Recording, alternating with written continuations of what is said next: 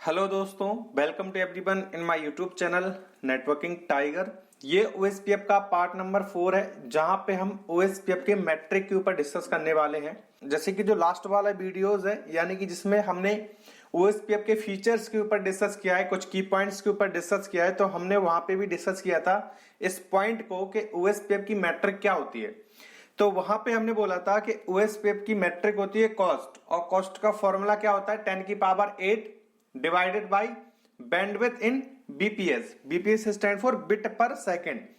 तो इस वीडियो में हम उस पे ही डिटेल्स में डिस्कस करने वाले हैं कि किस लिंक की क्या कॉस्ट होती है, हम कैसे कैलकुलेट करेंगे, क्या हमारे पास कोई ऑनलाइन फॉर्मूला है, ऑनलाइन के थ्रू हम इसको सॉल्व कर सकें, और यहां पे ओएसपीएफ कैसे बेस्ट पाथ को डिसाइड करता है बिटवीन द मल्टीपल पाथ। तो कुल मिला के मेरे कहने का मतलब है, यहाँ पे जो ओएसपीएफ में मैट्रिक है कॉस्ट, हम आज उस पे ही डिस्कस करने वाले हैं इस वीडियो में। अगर आपको नहीं है पता कि कॉस्ट कैसे निकलती है ओएसपीएफ में, तो आपको ये वीडियो एंड तक देखना है। एंड आपसे रिक्वेस्ट है दोस्तों कि अगर आप नए इस चैनल पे, तो चैनल को सब्सक्राइब करें, बेल आइकन को जरूर प्रेस करें, जिससे कि आपको लेटेस्ट वीडियो के नोटिफिकेशन मिलते रहें। ठीक है, और वीडियो अगर आपको पसंद आए तो अपने दोस्तों के साथ इसको जरूर शेयर करें।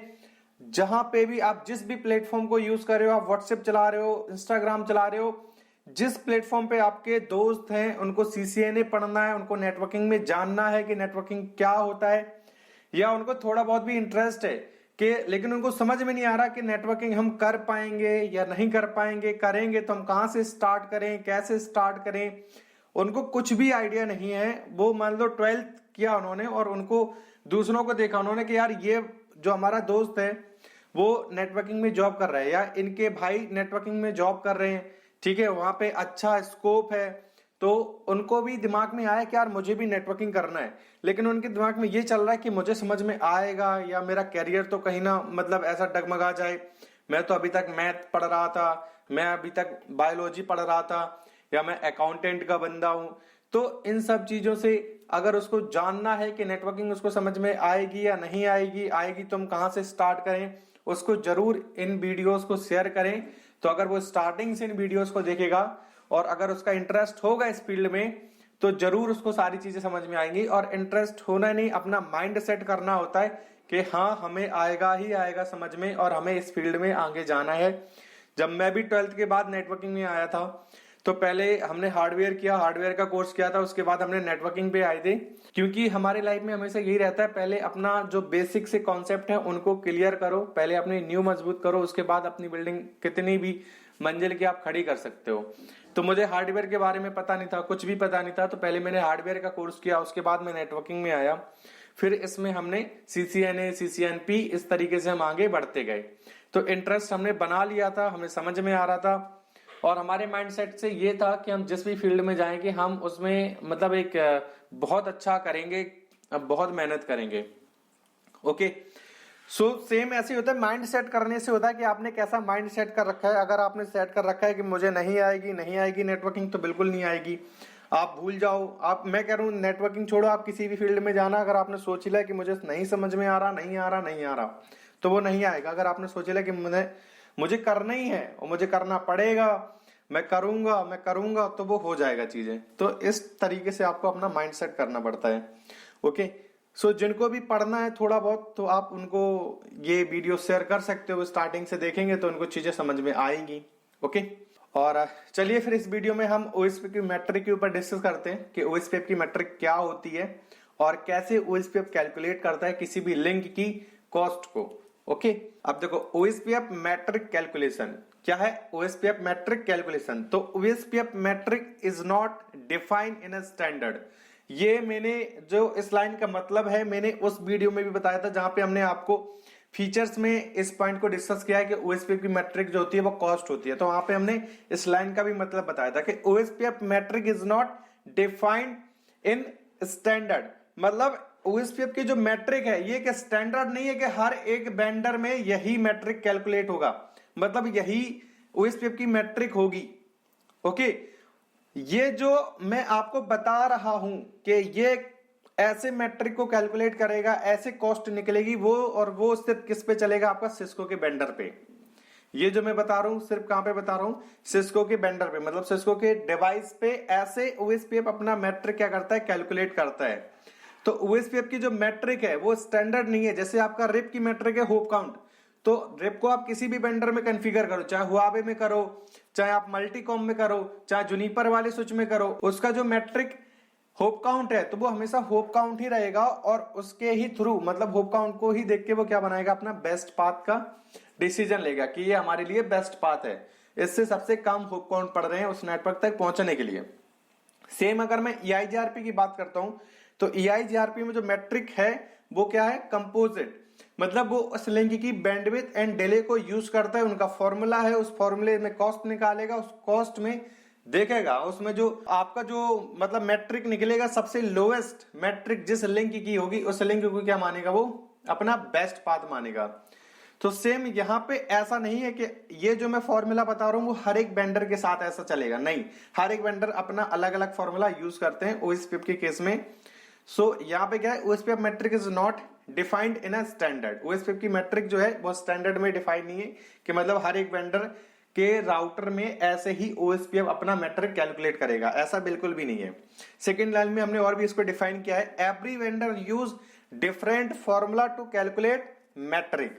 अब आया समझ में, इस लाइन का मतलब समझ में आ गया होगा कि हर एक वेंडर डिफरेंट फॉर्मूले को यूज करता है for calculate the OSPF metric. OSPF की मैट्रिक को कैलकुलेट करने के लिए जो वेंडर होते हैं वो अपने अलग अलग फॉर्मूले को यूज करते हैं। ये जो मैं फॉर्मूला बता रहा हूं ये किस पे चलता है, सिर्फ सिस्को वेंडर की डिवाइस पे। क्यों सिस्को का क्यों बता रहा हूं, क्योंकि मैं आपको CCNA पढ़ा रहा हूं, तो सिस्को की डिवाइस के बारे में बता रहा हूं। सिस्को में राउटर कैसे कॉन्फ़िगर करेंगे, सिस्को का स्विच कैसे कॉन्फ़िगर करेंगे, तो इसलिए मैं आपको सिस्को का फॉर्मूला बता रहा हूं।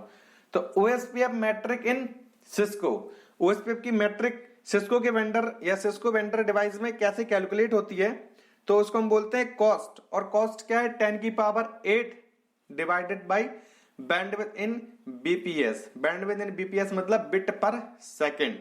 ओके, अब देखो यहाँ पे कुछ हमने लिंक की बैंडविड्थ लिख रखी है और उसकी कॉस्ट ऑलरेडी लिख रखी है कि अगर इतने केबीपीएस की आपकी लिंक है, ये सीरियल लिंक की स्पीड है, ये हो सकती है तो 64 केबीपीएस, 1544 केबीपीएस एंड 2000 केबीपीएस, तो ये आपको सीरियल लिंक की बैंडविड्थ मिल सकती है। तो अगर सीरियल लिंक की बैंडविड्थ 64 केबीपीएस है तो उसकी कॉस्ट क्या होगी, 1562, क्या होता है 1562। सीरियल लिंक की अगर बैंडविड्थ 1544 केबीपीएस है तो उसका कॉस्ट क्या होगा 64, ठीक है 64। सीरियल लिंक की अगर बैंडविड्थ 2000 केबीपीएस है तो उसकी कॉस्ट क्या होगी 48। अब यहाँ पे ईथरनेट लिंक की बात कर लेते हैं, तो ईथरनेट लिंक की जो बैंडविड्थ होती है वो कितनी होती है 10 एमबीपीएस। अगर कोई लिंक आपकी 10 एमबीपीएस की है तो उसकी कॉस्ट कितनी होगी 10। अगर कोई लिंक फास्ट ईथरनेट 100 एमबीपीएस की है, अगर कोई लिंक फास्ट ईथरनेट है मतलब 100 एमबीपीएस की लिंक है तो उसकी कॉस्ट कितनी होगी 1। अगर कोई लिंक गीगाबिट ईथरनेट है मतलब 1000 एमबीपीएस की है तो उसकी कॉस्ट क्या होगी 1। अब यहाँ पे हम ये बात करते हैं, यार देखो 100 में भी 1 आ रहा कॉस्ट और 1000 में भी 1 कॉस्ट आ रहा, तो अब कैसे पाथ डिसाइड होगा कि हमारा कौन सा पाथ जो है वो बेस्ट पाथ है। देखो मैं आपको डायग्राम के थ्रू समझाता हूं जिससे आपको और भी अच्छे से समझ में आ जाए। अब देखो हमारे पास कुछ इस टाइप की टोपोलॉजी है, मान लेते हैं ये एक हमारे पास ये राउटर है R1, this is R2 and R3 and R4। हम क्या कर देते हैं, इनको कनेक्ट कर देते हैं। तो हमने इसको आपस में कनेक्ट कर दिया दोनों को, सेम इनको कनेक्ट कर दिया। ओके, अब मान लो ये हमारी लिंक है ईथरनेट की। ईथरनेट मतलब 10 एमबीपीएस, अभी हमने डिस्कस किया ना, ईथरनेट मतलब कितने एमबीपीएस की लिंक होती है वो 10 एमबीपीएस की। ओके, और ये हमारी फास्ट ईथरनेट, ये वाली लिंक क्या है फास्ट ईथरनेट, तो कितना है 100 एमबीपीएस, कितना 100 एमबीपीएस। एमबीपीएस स्टैंड फॉर, ये आप बताओगे एमबीपीएस स्टैंड फॉर क्या होता है, इतना तो यार तुम्हें पता होना ही चाहिए। एमबीपीएस, जीबीपीएस, ये R1 है, ये R2 है, ये R3 है और ये आपका R4 है, ठीक है। अब मान लो यहाँ पे कोई एक नेटवर्क है आपका, तो R1 से आपको इस नेटवर्क पे जाना है, तो ये नेटवर्क यहाँ से एडवर्टाइज हुआ, तो इस लिंक की जो कॉस्ट निकलेगी वो कितनी रहेगी? 10 की मैंने क्या कॉस्ट बताई है? 10 की शायद 100, 10 की कॉस्ट क्या थी? 100। ओके, सेम यहाँ पे 100, इस लिंक की भी कॉस्ट क्या हो जाएगी? 100। तो R2 के पास ये जो नेटवर्क एडवर्टाइज होगा वो किस कॉस्ट से होगा? कितनी कॉस्ट होगी उस नेटवर्क की बाया R2? 200। बाया R2 कितना होगा? 200। और 100 Mbps की लिंक है तो यहाँ पे जो कॉस्ट होगी वो कितनी होगी? 1। और इस लिंक की भी कॉस्ट कितनी होगी? 1। तो 1 यहाँ पे कितना आया? 2। मतलब R1 को अगर इस नेटवर्क तक पहुंचना है तो उसके लिए दो पाथ है, बाया R2 बाया R3। अगर वो बाया R2 जाएगा तो कॉस्ट उसको कितनी पड़ेगी? 200। और बाया R3 जाएगा तो उसको कॉस्ट कितनी पड़ेगी? 2। तो सबसे बेस्ट कौन सा पाथ है उसके लिए? बाया R3। मैंने आपको बताया था जितना लोएस्ट कॉस्ट होगा वो पाथ उसके लिए उतना ही बेस्ट होगा। 100 की मतलब 10 Mbps वाले लिंक की कॉस्ट कितनी निकलेगी? 100। देखो इसका एक फॉर्मूला है, फॉर्मूला मैंने क्या बताया था? 10 की power 8 divided by bandwidth in BPS. तो 10 की पावर 8 कितना हो गया? 3, 6, 7 एंड 8 डिवाइडेड बाई 10 Mbps। और Mbps मतलब बिट पर सेकंड। अब अगर आपको Mbps को बिट में चेंज करना है तो सबसे इजी है, आप गूगल क्रोम पे आइए। गूगल क्रोम पे आना है, आपको यहाँ पे लिखना है Mbps टू BPS। मतलब Mbps को हमें क्या करना है? बिट पर सेकंड में चेंज करना है। अब हमें यहाँ पे लिखना है हमारे कितने MB की लिंक है? 10 MB की। तो 10 की पावर 7, 10e + 7 मतलब 10 की पावर कितनी है यहाँ पे? 7। और 10 की पावर 7 लिखते हैं इसके नीचे, कितना होगा? 1, 2, 3, 4, 5, 6, 7, 8। 8 नहीं लिखना है, 7 लिखना है। एक हटा दो यहाँ पे, ठीक है। तो 6, 3, 3, 6 एंड 7। अब देखो इसको हम डिवाइड करते हैं तो ये 7, ये वाली 7 0 गई, कितना बचा? 10। तो 10 Mbps की जो कॉस्ट निकली है वो हमारी कितनी लिखी है? 10। ठीक है, हमने यहाँ पे 100 लिख दिया, खैर गलत लिख दिया, मुझे याद नहीं आया कि 10 Mbps की कॉस्ट 10 होगी, बट कोई नहीं। मैंने आपको एक एग्जांपल बताया कि अगर यहाँ पे 100 कॉस्ट है और यहाँ पे 1 कॉस्ट आई तो यहाँ पे कितना हो जाएगा? 2। और यहाँ पे कितना हो जाएगा? 200। तो R1 किसको डिसाइड करेगा? जिस पाथ से उसको सबसे लोवेस्ट क्या हो रहा है? कॉस्ट रिसीव हो रही है, वो पाथ उसके लिए क्या होगा? बेस्ट पाथ होगा। ठीक है, वैसे 10 Mbps की हमारी कॉस्ट कितनी लिख ली? 10। और यही हमने फॉर्मूले में भी लिखा होगा। चलो मैं PDF पे दिखा देता हूं। देखो 10 Mbps की कॉस्ट कितनी है? 10। अब अगर आपको इसकी कॉस्ट निकालनी है 64 kbps, तो ये तो पहले kbps में है, फिर उसको बिट पर सेकंड में चेंज करना पड़ेगा।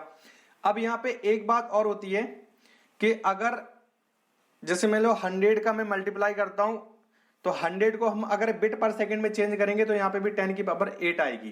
क्या आएगी? 10 की पावर 8। चलो मैं फॉर्मूले में दिखाता हूं आपको। देखो यहाँ पे कितनी है? 100 Mbps की हमारे पास लिंक है।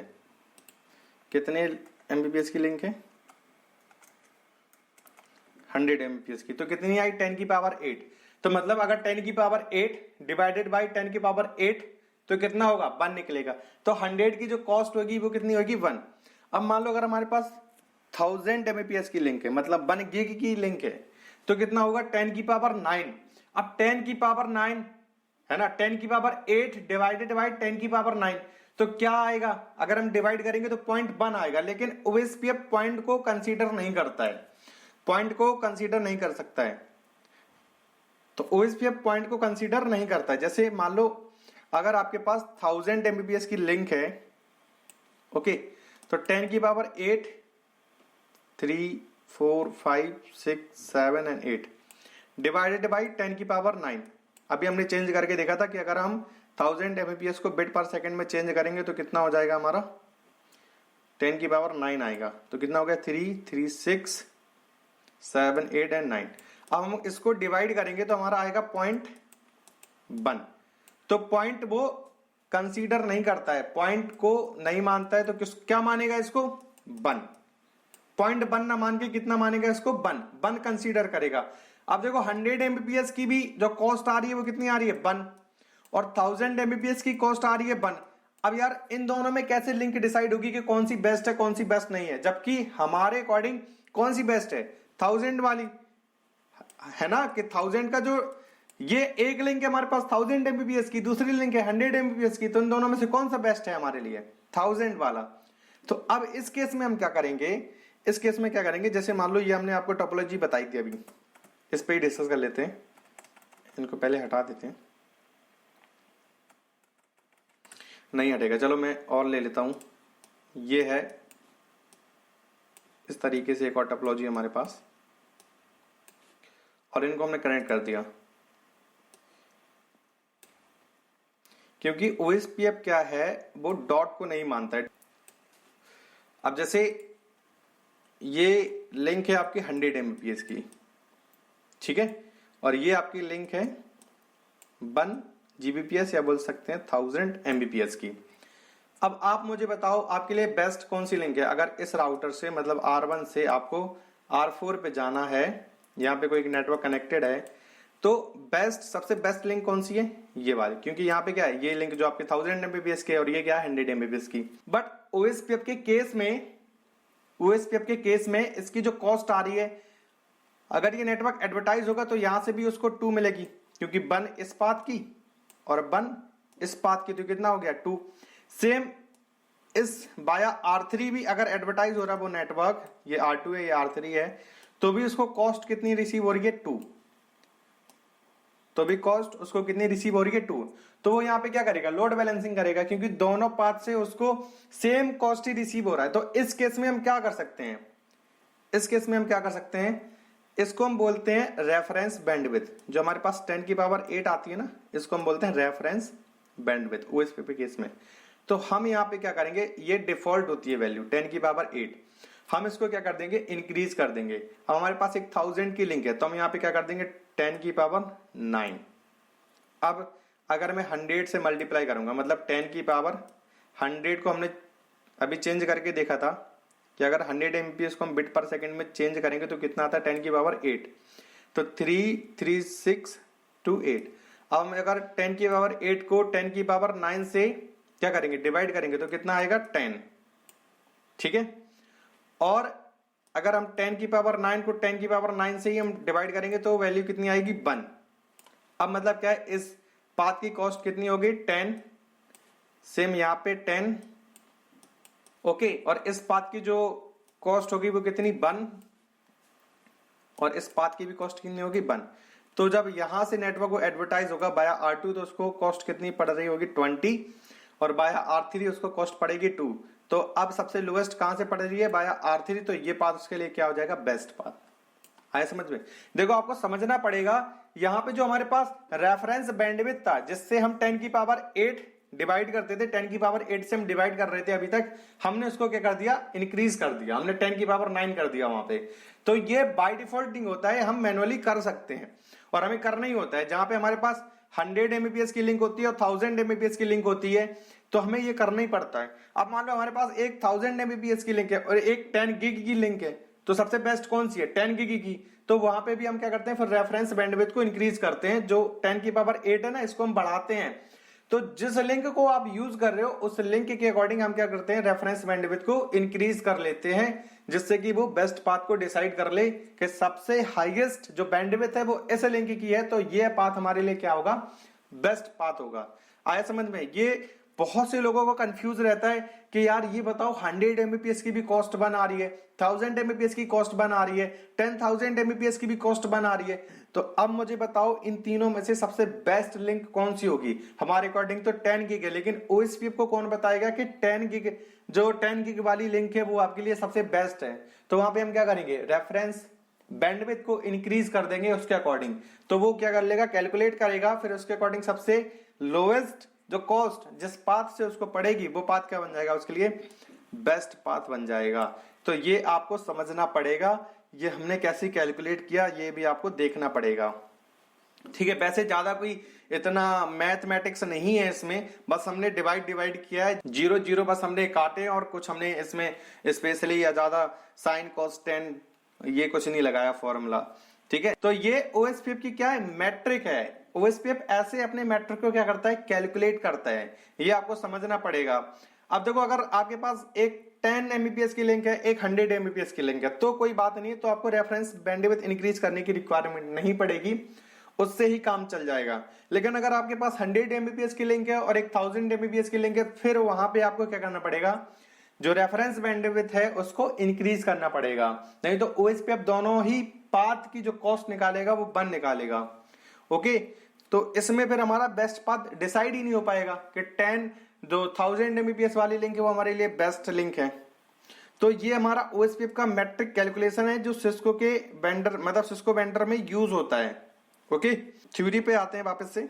सो आप अगर इनको निकाल के देखोगे तो आपको यही मिलेगा जो हमने यहाँ पे लिख रखा है, और मैंने आपको बता दिया कि आपको कैसे निकालनी है ये वैल्यू, कॉस्ट आपको कैसे निकालनी है, और जिस पाथ की सबसे लोएस्ट कॉस्ट होगी वो पाथ उसके लिए क्या होगा, बेस्ट होगा। और ये ना जो मैंने आपको बताया, बहुत लोगों का कंफ्यूज रहता है कि यार इसको हम कैसे सॉल्व करेंगे, दोनों पाथ की जो कॉस्ट है वो तो बन ही आ रही है।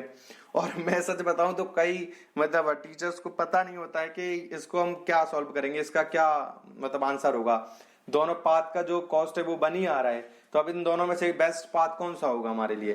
तो इनको हम फिर क्या करेंगे, बाय डिफॉल्ट तो बन होगा। मैं कह रहा 40 GB का भी कॉस्ट होगा तो वो भी बन आएगा, तो भी वो क्या आएगा, बन ही आएगा। आपको क्या करना पड़ेगा, ये जो रेफरेंस बैंडविड्थ है इसको इंक्रीज करना पड़ेगा, जो 10 की पावर 8 है इसको आपको इंक्रीज करना पड़ेगा अपने लिंक के अकॉर्डिंग। ठीक है, तो आई होप ये थ्योरी आपको समझ में आई होगी, और OSPF का जो मैट्रिक कैलकुलेशन है, फॉर्मूला, कॉस्ट कैसे निकलता है, इन सब चीजों के बारे में आपको अच्छे से समझ में आया होगा। मैंने आपको अच्छे से एक्सप्लेन किया है। अगर आपका कोई डाउट होता है तो आप मुझसे कमेंट बॉक्स में पूछ सकते हैं, या फिर मुझे इंस्टाग्राम, फेसबुक पे फॉलो कर लो, आप मुझसे वहां पे भी डिस्कस कर सकते हैं इन सब चीजों के बारे में। ठीक है दोस्तों, तो वीडियो अगर पसंद आया हो, वीडियो समझ में आया तो वीडियो में कमेंट करके मुझे बताएं सर सारी चीजें समझ में आई हैं, और वीडियो अच्छा लगा तो वीडियो को शेयर करें अपने दोस्तों के साथ, और वीडियो को लाइक करें। फिर मिलते हैं नेक्स्ट वीडियो में OSPF के न्यू टॉपिक के साथ।